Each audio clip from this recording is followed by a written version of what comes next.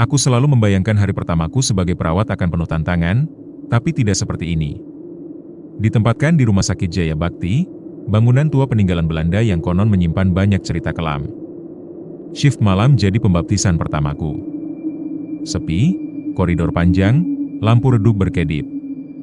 Bahkan langkah kakiku sendiri terdengar seperti gema jeritan. "Suster Yuni, kamu monitor CCTV di pos satpam dulu ya. Mas Gunawan belum datang," kata Bu Narsi suster senior. Aku menurut. Sendirian. Di ruangan sempit penuh layar yang memperlihatkan koridor-koridor rumah sakit. Awalnya biasa saja, kosong, gelap dan sunyi. Tapi jam 2.30 pagi, semua layar tiba-tiba jadi hitam. Blank, bahkan layarnya berkedip seperti diserang gangguan listrik. Aku mendekat, mencoba menyentuh tombol-tombol kontrol. Dan saat itu, satu layar menyala.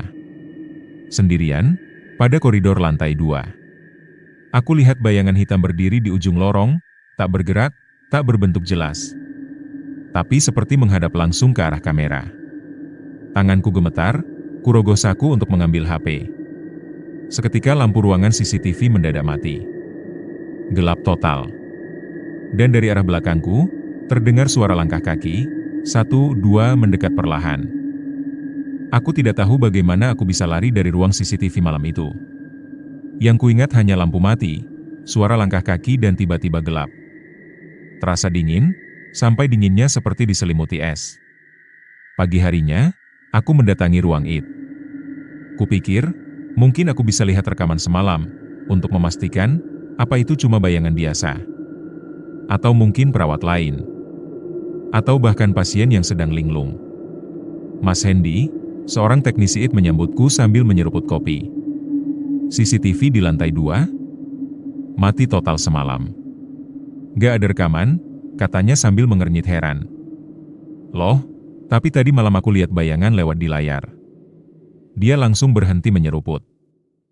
Jam berapa persisnya kamu lihat? Jam 2.30 pagi. Mas Hendy buru-buru membuka file backup. Dia kelihatan gugup. Rekaman dari jam 2.25 sampai pukul 2.45. File korup. Tapi anehnya cuma di kamera lantai 2, katanya gugup. Aku mulai merasa mual. Tapi belum selesai aku berpikir, tiba-tiba Bu Narsi masuk ke ruang IT dengan wajah pucat pasi. "Kalian lihat berita pagi ini?" Tanyanya pelan. Kami menggeleng. Bu Narsi menyerahkan HP-nya. Berita lokal.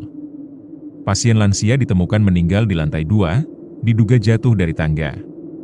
Tapi tidak ada yang menemukan jasadnya sampai pagi, dan kejadiannya diperkirakan pukul 2.25 pagi. Di saat bersamaan, pintu ruang IT berderi terbuka sendiri. Tak ada siapa-siapa.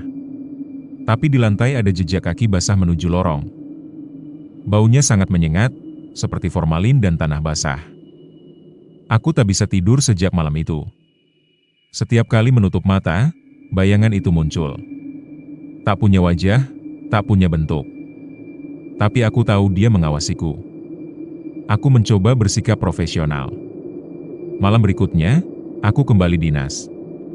Kali ini ditempatkan di lantai 2, yakni lantai yang sama dengan tempat penampakan itu, dan tempat pasien lansia ditemukan tak bernyawa. Jam 1 pagi, suasana benar-benar sunyi. Lampu lorong meredup satu persatu.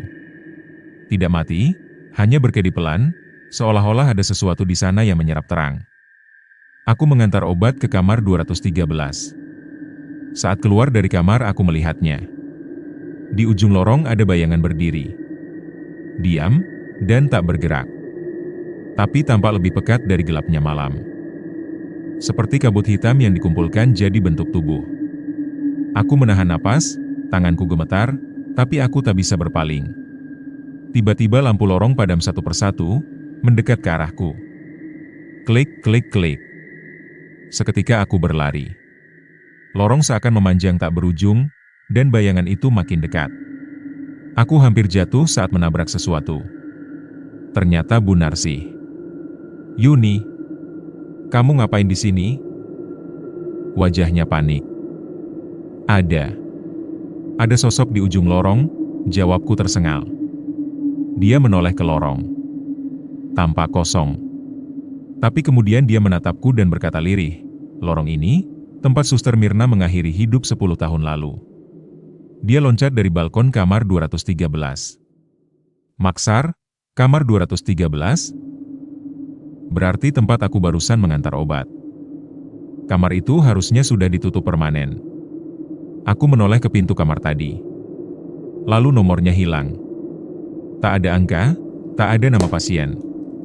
Dan di kaca kecil di pintunya ada bayangan berdiri, menatap kami dari dalam.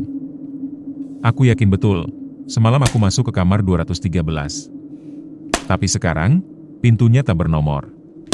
Dinding sekitarnya lebih kusam, seperti ruangan itu lebih tua dari bagian rumah sakit lainnya.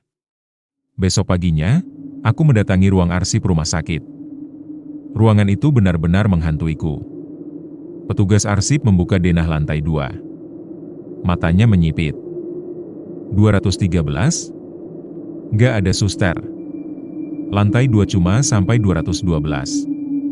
Setelah itu langsung ruang linen. Tapi saya masuk ke kamar itu semalam, desisku. Dia menggeleng, mustahil. Kamar itu ditutup sejak tahun 2015. Bekas tempat kejadian yang tragis pegawai kita dulu. Hatiku mencelos.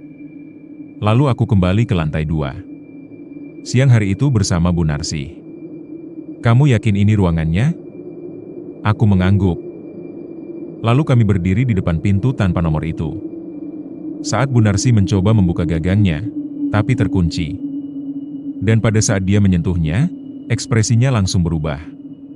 "Aduh. Ya ampun." Tangannya langsung menarikku menjauh. Pintu ini dingin sekali, seperti menyentuh es. Bukan dingin AC, Yuni. Tapi dingin kayak kamar mayat. Kami pun memanggil kepala keamanan untuk membuka paksa pintu itu. Butuh 3 orang, engselnya seolah berkarat, padahal pintunya terlihat baru. Saat terbuka, bau menyengat langsung keluar, campuran formalin dan besi karat. Ruangannya kosong, tapi di lantainya ada kursi roda tua, berdebu, dan cermin tinggi berbingkai kayu retak. Aku berjalan mendekat, menatap cermin itu. Dan di sana bayanganku tidak muncul. Tapi ada sosok perempuan berbaju suster, berdiri di belakangku. Wajahnya rusak, matanya hitam, ada yang mengalir dari lehernya. Aku menjerit. Tapi saat menoleh, tak ada siapa-siapa. Sampai Bu Narsi mendekat dan berbisik ketakutan, "Yuni. Itu Suster Mirna." Aku kenal wajahnya. Kami berlari keluar. Tapi sebelum pergi, aku menoleh sekali lagi. Dan di dalam cermin, suster itu tersenyum padaku. Sejak hari itu, aku tak pernah lagi berani naik ke lantai 2 sendirian. Tapi rasa takut itu tak membuatku diam. Aku harus tahu, siapa sebenarnya sosok di cermin itu. Kenapa kamar 213 muncul lalu hilang? Dan kenapa aku sebagai perawat baru seakan dipilih untuk melihat semua ini? Satu-satunya cara, aku harus kembali ke rekaman CCTV. Aku memaksa Mas Hendy untuk mengakses file backup lama yang rusak. Yang katanya sudah korup. Dengan teknik tertentu, dia berhasil membuka sebagian footage malam itu. Kami menatap layar bersamaan. Tertulis, waktu, pukul 2.35 pagi. Koridor lantai 2. Tak ada siapa-siapa. Tapi tiba-tiba, dari pojok bawah layar, muncul bayangan hitam tanpa bentuk, bergerak perlahan ke tengah lorong. Lalu diam tanpa gerak, menghadap kamera. Dan di detik berikutnya, layar tiba-tiba gelap. Tapi suara terus terekam. Suara perempuan menangis, terisak, lalu tertawa pelan. Aku menahan napas. Lalu suara itu berkata, "Kalian kira aku pergi? Aku cuma menunggu perawat baru." Mas Hendy langsung mematikan layar. Wajahnya pucat. "Kamu harus tahu satu hal, Yuni," katanya pelan. "Suster Mirna, dia nekat mengakhiri hidup karena disalahkan atas kematian seorang pasien. Tapi kabarnya, kejadiannya dia didorong oleh seseorang dari lantai atas." Aku tertegun. "Siapa yang mendorongnya?" Mas Hendy menatapku lama. "Rumornya, keluarga dari pasien yang meninggal tadi yang melakukan." Dan orangnya dulu petugas IT rumah sakit ini. Namanya Hendy. Aku menatapnya, wajahnya tiba-tiba berubah. Bukan menyeramkan tapi penuh rasa bersalah. Aku cuma ingin menebus semuanya, Yuni. Ucapnya terbata-bata. Tiba-tiba listrik ruang IT padam. Semua layar menyala bersamaan, termasuk koridor lantai 2. Di setiap layar Suster Mirna berdiri. Di tengah lorong, menghadap kamera. Kemudian satu persatu layar menunjukkan kepadaku. Sedang berdiri tepat di belakangku. Tapi bukan aku yang sekarang, melainkan bayangan gelap dari diriku sendiri, dengan mata hitam dan senyum bengkok. Aku menoleh, dan layar kembali blank. Besoknya, aku mengajukan pindah shift pagi. Dan kamar 213, sekali lagi tidak pernah tercatat di denah rumah sakit. Tapi kadang, saat semua CCTV mati serempak di jam 2.30 pagi, bayangan itu masih lewat. Diam, dan menghadap kamera. Menunggu. Perawat baru berikutnya.